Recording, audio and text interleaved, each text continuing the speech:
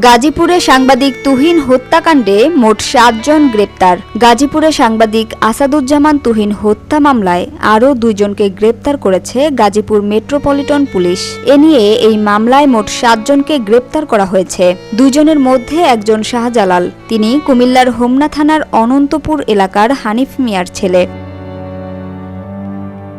শুক্রবার দিবাগত রাতে তাকে ময়মনসিংহ জেলার গফরগাঁও থানাধীন চর মসলন্দ মোড়লপাড়া হতে গ্রেপ্তার করা হয়। শাহজালাল সাংবাদিক তুহিন হত্যাকাণ্ডের সঙ্গে সরাসরি জড়িত বলে জানিয়েছে পুলিশ।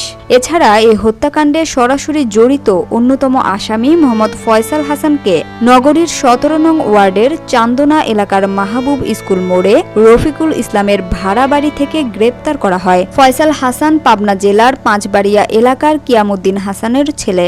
গাজীপুর মেট্রোপলিটন পুলিশের অতিরিক্ত কমিশনার জাহিদ হাসান বিষয়টি নিশ্চিত করেছেন। এর আগে গাজীপুর মেট্রোপলিটন পুলিশ ও র্যাব আরও ৫ জনকে গ্রেপ্তার করে, যারা সাংবাদিক তুহিন হত্যাকাণ্ডের সঙ্গে সরাসরি যুক্ত ছিলেন।